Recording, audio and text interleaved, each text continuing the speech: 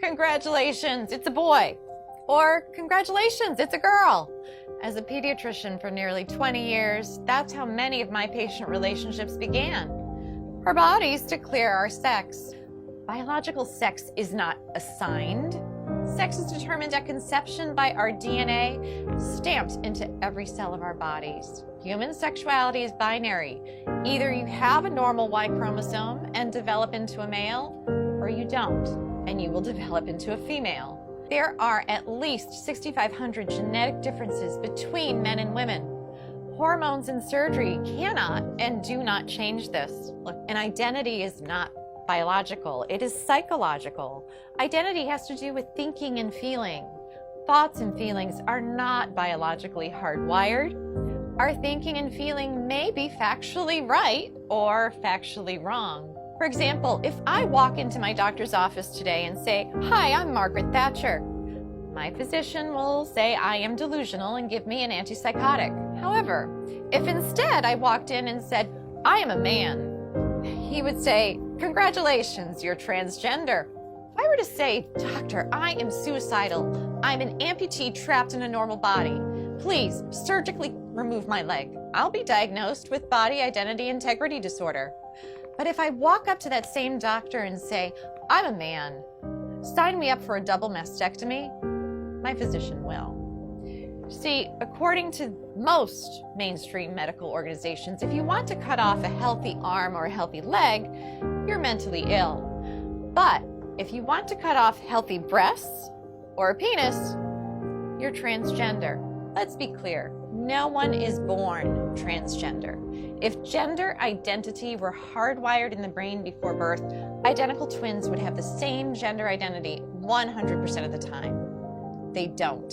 I had one little boy, a patient we'll call Andy. Between the ages of 3 and 5, he increasingly played with girls and stereotypical girl toys and started saying he was a girl. I referred the parents and Andy to a therapist. Sometimes mental illness of a parent or abuse of the child are factors. But more commonly, the child has misperceived family dynamics and internalized a false belief. In the middle of one session, Andy put down the toy truck and held on to the Barbie and said, "Mommy and Daddy, you don't love me when I'm a boy." What the therapist learned is that when Andy was 3, his sister with special needs was born. She required significantly more of his parents' care and attention. Andy misperceived this as, "Mommy and Daddy love girls. If I want them to love me again, I have to be a girl." With family therapy, Andy got better. Today, Andy's parents would be told something quite different. They would hear, "This is who Andy really is. You must change his name, ensure that everyone treats him as a girl, or else he will commit suicide." As Andy would approach puberty, the experts would put him on puberty blockers so that he could continue to impersonate a girl. Experts assure us it doesn't matter that we've never tested puberty blockers in biologically normal children. It doesn't matter that when blockers are used to treat prostate cancer in men and gynecologic problems in women, that they cause problems with memory. We don't need testing.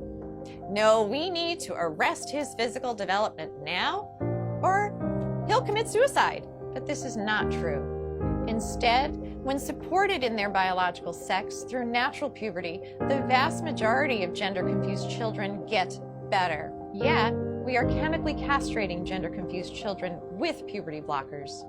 Then, we permanently sterilize many of them by adding cross-sex hormones. Cross-sex hormones are estrogen and testosterone. Those put young children at risk for heart disease, strokes, diabetes, cancers, and even the very emotional problems that experts claim to be preventing. P.S. If a girl who insists she is a man has been on testosterone daily for 1 year, she's cleared to get a bilateral mastectomy at age 16. Now, mind you, the American Academy of Pediatrics recently came out with a report that urges pediatricians to caution teenagers about getting tattoos because tattoos are essentially permanent and can cause scarring.